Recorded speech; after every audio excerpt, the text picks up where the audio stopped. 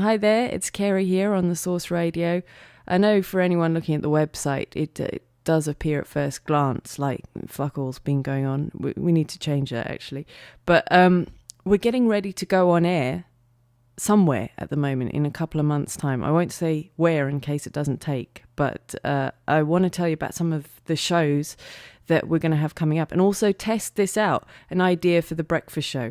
We've got some brilliant content on the way. London Independent TV, also a series called Radio that was first broadcast on NPR in America, and I've been listening to that. I can't get enough of it. It sort of pushes the boundaries of documentary presentation and also listening, consumption of documentaries and radio. It's hypnotic. Some of the episodes are incredible. We've also got stuff from Harley Johnston, who you may know from the internet. He and his partner Freely are advocates of the raw vegan lifestyle. And I know to many people that sounds a bit too extreme for them, but you might find it interesting to listen to what he talks about and the way he talks, because he speaks with such an otherworldly eloquence and makes such pertinent points in a down-to-earth way that he and Freely, his partner, really are living testaments to the fact that a high carbohydrate diet and a diet high in fruits has this effect of clearing your mind and improving your ability to think and to see things. And so we'll be putting on some of that and other health-related stuff from 9 o'clock until 10, and again from 1 p.m. every day. And when thinking about what we want the breakfast show to be like, I don't like artifice that you get on most radio stations with the presenter not really talking in a normal way and also relating something that is not based on their opinion. It's based on the work of 1 million researchers and editors, well, at least 2. And to me, it always seems inhuman the way they speak. It's some kind of stilted, formal monologue. And we don't communicate like that in reality. Why do we do it in the domain of the media? It's so strange. So I want to see what you think of just a person reading you the news from their bed. I'm in bed right now. I've got a computer here. This is what I do in the morning. Don't worry. I get up, I switch on the iPod, I look at the news. And so I may as well just do the radio show from here. It'll be like I'll be your radio spouse, but unlike a real marriage, there will be no assassination of your sexual identity or grinding inevitability of seeing the same glum face day in, day out. It'll be fine. So you just do what you do. I'll read you the news. You won't have to look at it. So let me know what you think, right? The aim is to give you a summary of the news environment without you having to wade through the toilet paper of current affairs. And I mean that sincerely, by the way, because the first newspaper website at which I've arrived this morning is so toxic and corrosive that if it were marketed as toilet paper, they'd have to recall it for singed asses across the country. And you can also see that if you imbibe its content mentally, it does annihilate the brain cells, as evidenced by society, who love this newspaper. Because I don't have a TV, I don't even understand half of these headlines. They speak in a very pithy way. But I found a software program on the internet called Captain Subtext, and you can type headlines into it and it gives you a translation of what they actually mean in plain English. So, for example, today we've got Kylie, 43, shows off her famous behind. That's one of their top stories. And Captain Subtext, if I just type that in, says 43 is old, but she's getting away with it by showing her ass. Do the same, please. So that's what you've got to take from that headline. Next, Connie Huck gives first glimpse of baby. And in plain English, we live in a voyeuristic society. If you go outside, your soul belongs to us and the souls of your children. Which is a bit heavy for this time in the morning, but do bear it in mind. Your children are being born into slavery with idiocy at the helm, which you can see really clearly in the next headline. You don't even need a translator to recognize this as vicious.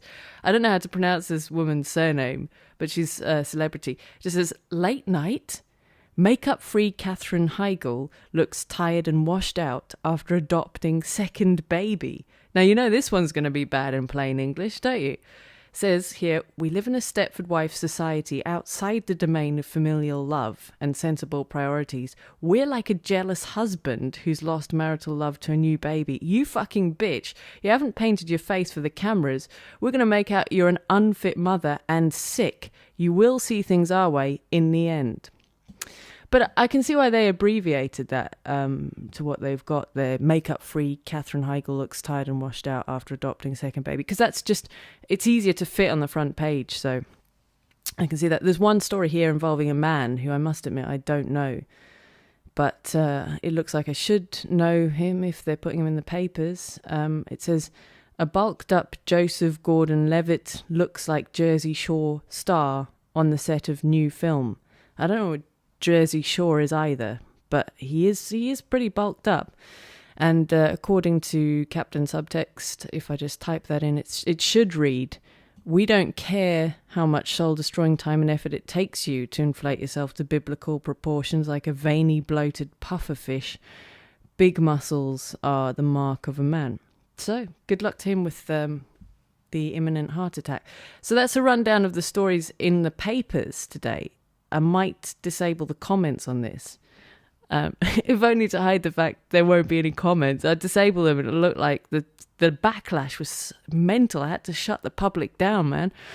But anyway, going to the proper news on the internet, I find it impenetrable. It's like it's like a shower with no setting between, Siberian winds and Hiroshima. There's no good temperature because this stuff I find pretty boring, but it's on the proper news sites. Figures show that UK economy shrank by 0.3% in the first 3 months of the year, and this means we now are definitely in a double-dip recession, which I just think is a ludicrous way to describe it. It sounds like some kind of sherbet confection in a sweet shop, but I don't know what it means either, and I'd be interested to know if people notice they're struggling more now than they were before, because I don't notice it, but then I'm a self-serving media wanker, so there's no children in my life. I don't have to worry about dependence. I just need to worry about my bus fare to work and back, or whatever. So, I don't know, has it got any worse? It's not all bad news on that front. The Co-op Group is going to create 3,000 new jobs over the next 5 years by offering legal services. So more jobs in that sector on their way, which will be good if you're a graduate, because it must be really hard right now. It was hard enough when I graduated. It seems only to have got worse. And being a lawyer, that's a proper job. I always kind of wanted to be one, but the guilt of dealing with people's lives must be difficult. I think they do earn their money, although if you ever have to, as a normal person, get involved in that legal world and get dragged into the time and money consuming maelstrom of legal affairs, you do end up feeling like killing yourself, don't you? But the Co-op do funerals, so maybe a cyclical source of income, I don't know. There's a lot of stuff in the news about health today, health and food. Health trusts have been overpaying for gluten-free foods from suppliers, according to a report which says one paid £33 for 2 pizza bases, gluten-free. See, this attitude to food has always struck me as the wrong one. It's like when you give up meat, which you will do in the end. Perhaps you can eat meat substitutes, but I can't live like that. I mean, it's a good tool with which to transition to a plant-based diet. But I would always assume that at some point it's good to get off that. Otherwise, you're admitting that you're happy to fool yourself. You're fooling your own mind in front of yourself into thinking that you're eating meat. And the whole world can see you making a fool of yourself because you claim to be a vegetarian, but you're leading a pretend double life, pretending to be a meat eater. You've got 2 personas, like Banana Man, who can do everything a banana can. Never understood that one. Anyway, I think it's the same with gluten and stuff. It's good. It's a good idea if you're intolerant to just leave it out, man. And just leave it. Have an apple. Obviously, my approach to diet is just to eat fruit, green leaves, healthy stuff like that. And if you have a simple diet, it's so freeing. You don't have to worry about food. There's no fetishization. It's just food that's designed for your body. But if other people are involved in your life, like if you've got friends and family, it's a nightmare because it makes you look mentally ill if you eat healthily. In fact, there's a name for it, orthorexia, apparently, correct appetite. God, that must be a terrible illness. But if you do keep what you eat on your own time simple, it just saves a lot of brain space. And then you can employ that worrying about real things instead of false needs. I mean, gluten-free pizza bases, what? That is really a first world problem, isn't it? And apart from anything else, 33 quid for 2 pizza bases. What are they, gold bullion flavoured? There's more about food at the other end of the spectrum, I'd say, from the middle-class Diamante gluten-free corn-fed pizza bases to KFC. Did you ever see that shop in Slough, the chicken shop in Slough, just called Chicken R Us? I think it closed down in the end. But I like that. It used to make me smile. Anyway, KFC have been hit by claims that their chicken takeaway boxes are made from wood from endangered rainforests. I thought it was their chips that were made. No, it's their boxes, according to this. And also on the subject of kind of junk food, you might want to call it, I don't know.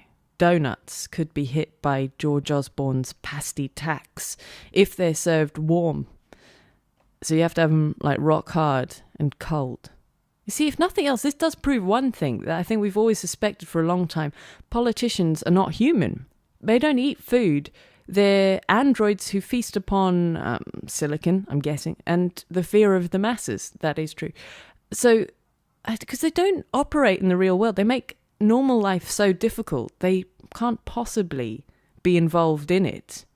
Maybe they're all 80-10-10 raw vegan dieters, but, you know, the results would be different. I mean, that chalky grey skin that a lot of them have and vapid, dead-eyed, blandroid look, I don't see it in really healthy people. Also in the papers, Spaghetti Junction has celebrated its 40th birthday. You know, I better put that down because I thought it was food-related. I've got no idea what that is. What is it? Several different ways to avoid Birmingham. Sounds like a good idea, isn't it?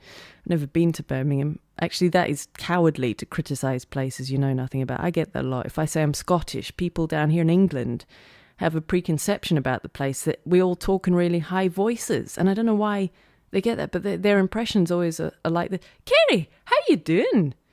And I blame Lorraine Kelly for this misconception because she's like, have you lost weight? No, you're looking fabulous. So if you are thinking of switching over to that now instead of listening to this, you deserve everything you get. You may think that's overly harsh, but when she wheels out the winter skincare drones and a dog on a skateboard, remember what I said. This is what you chose as your life. Anyway, Scotland is in the news. They've planned to introduce minimum drink pricing. And actually that's been passed in Parliament now, which is a way of getting more money, isn't it? Instead of cutting down drinking. I mean, I know, thanks Colombo, but it's just so obvious. If you drink, yes, you'll be annoyed when you have to pay a lot for the first 2 units, but after 50, it's all much of a muchness, isn't it? You get the whole pub and overpriced vodka. Worry about it some other time. But yeah, because there's so much on food in the news this morning, I want to hone in on this story, which I find astonishing.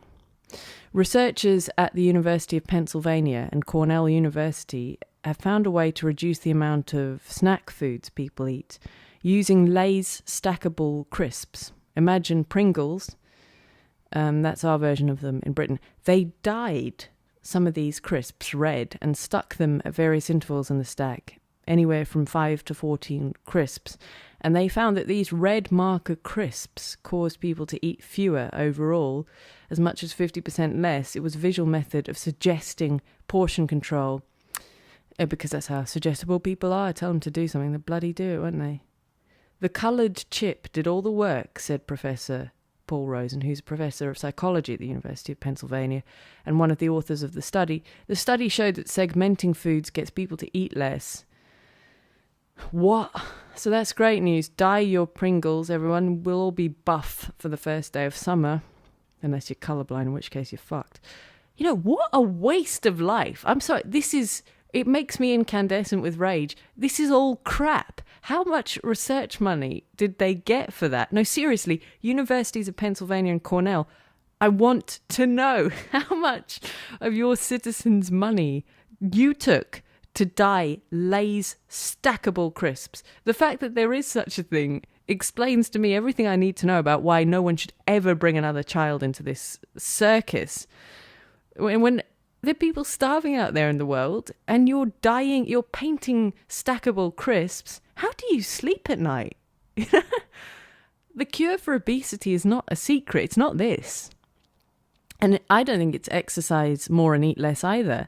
I think it's eat the right foods. That is the cure for obesity. I don't blame anyone for being overweight because none of us are brought up right. We're all told that, we struggle with weight because of these kinds of studies.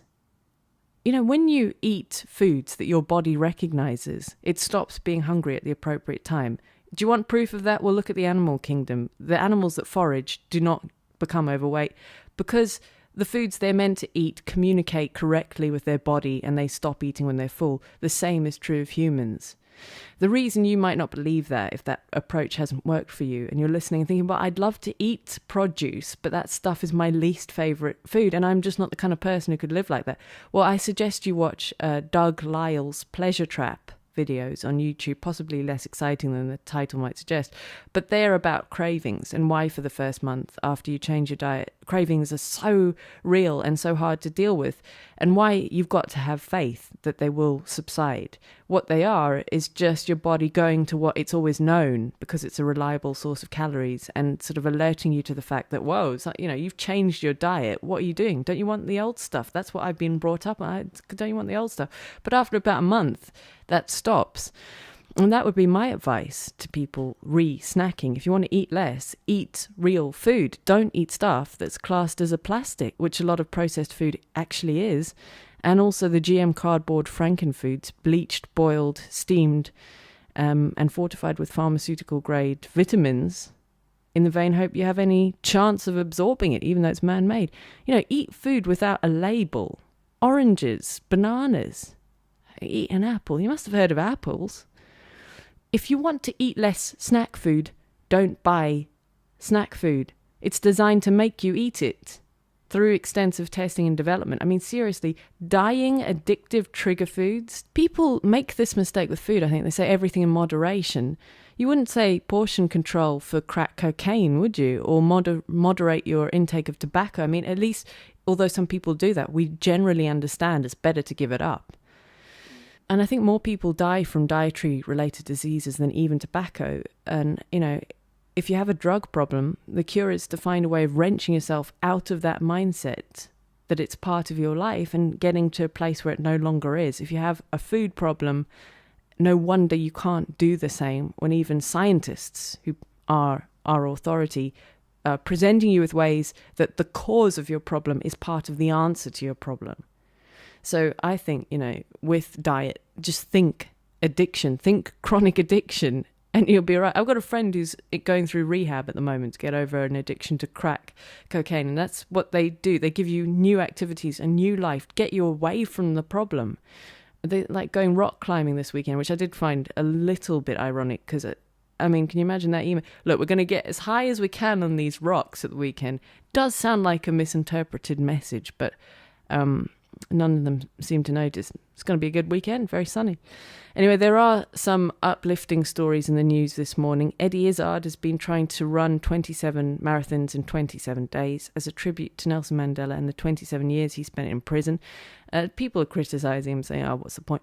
But it's like a brilliant, brilliant meditation on on suffering and the nature of endurance and a show of solidarity to put yourself through a grueling and painful task like that to show your appreciation for someone and raise money.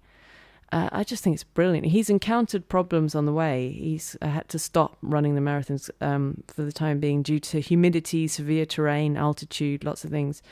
That just, to me, makes him more heroic if he doesn't manage it, because the task is so hard. It's likely something's going to go wrong. And you got to think big in life, don't you? And dare to fail. I always admire people who are not afraid to fail. And I don't think he will at this, actually. I think he's talking about resuming this when he can. So I think he's going to carry on with it. And I know somebody who knew Eddie Izzard when he just started out in comedy. And he's getting loads of negativity, and people were saying he should give up, he wasn't cut out for it.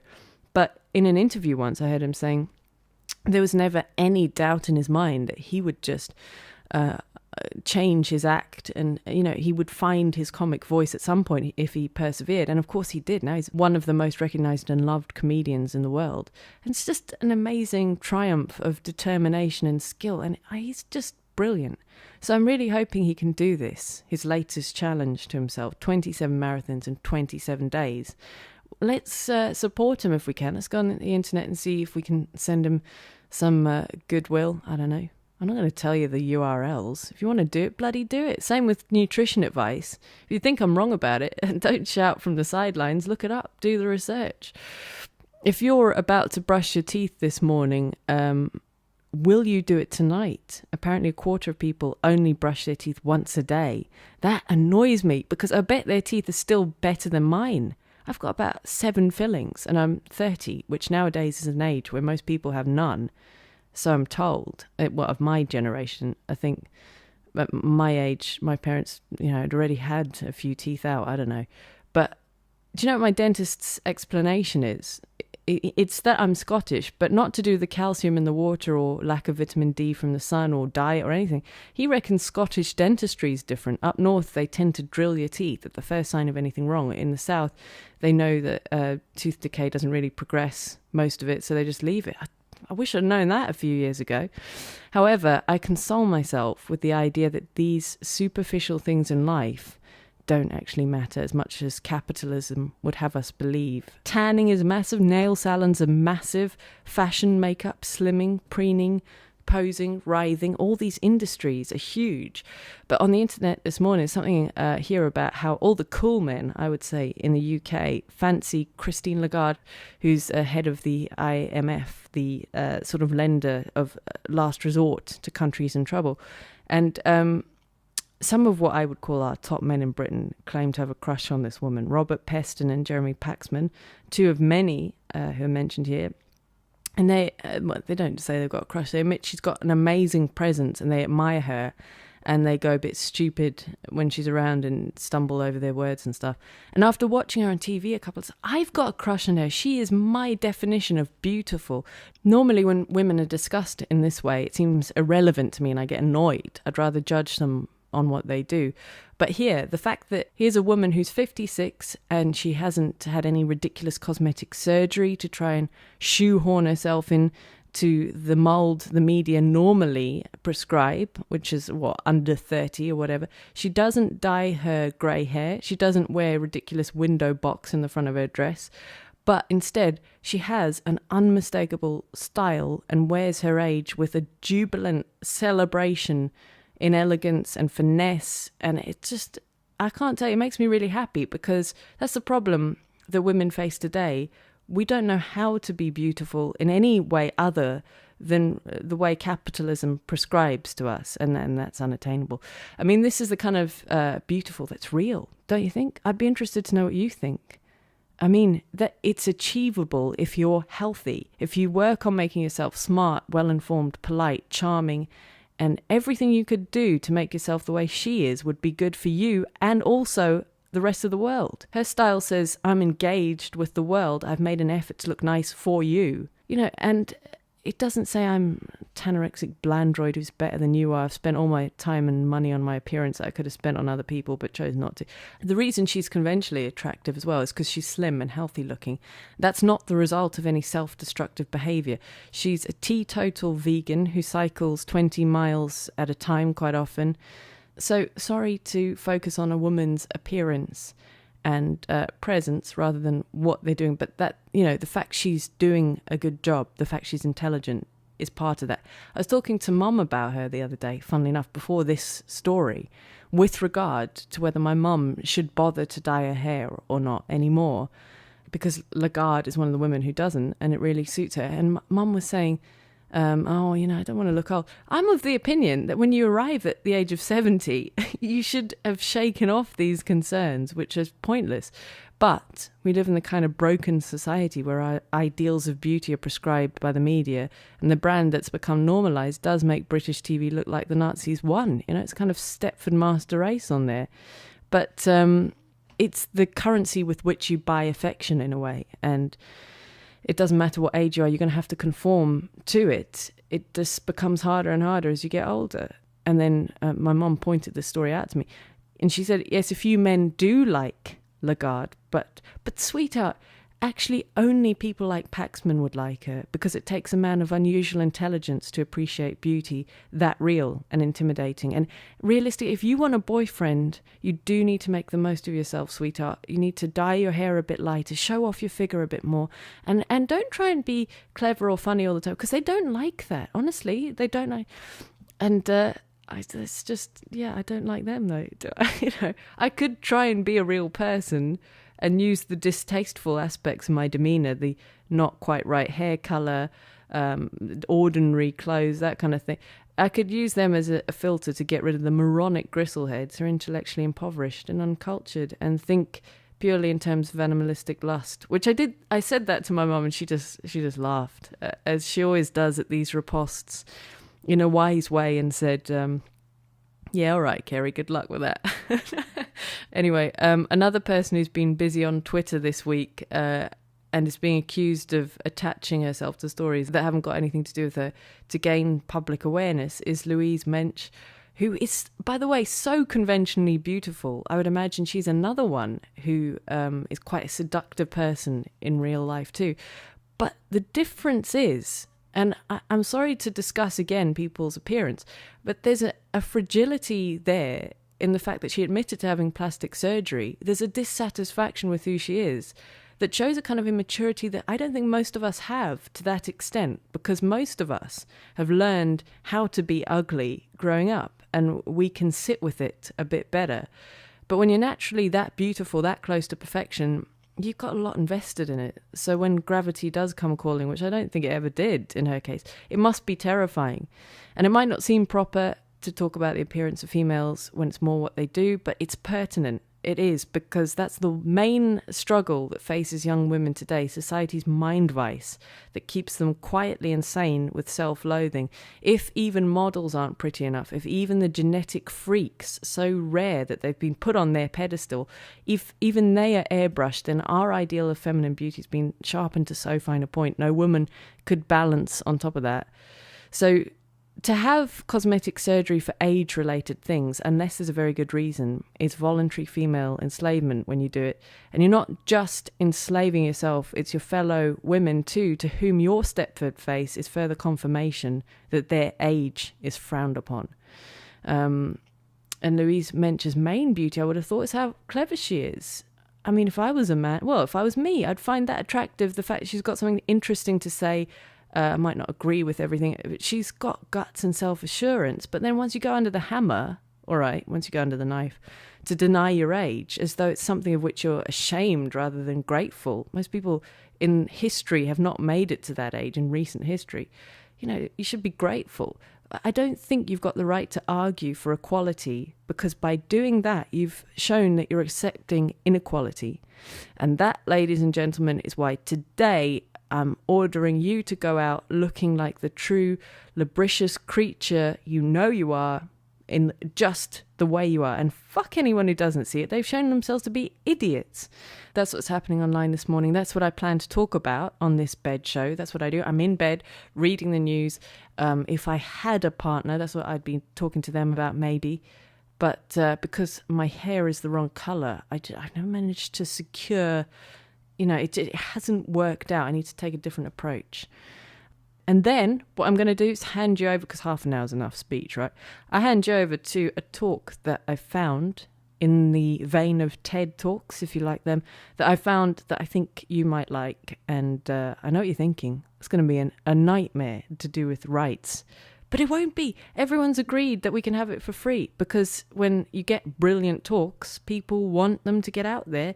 They don't care about money. So, yep, that's what it's going to be like. Tell me what you think. Tell me what you'd like to be discussed, and tell me if you want to contribute anything. We're at thesourceradio.com.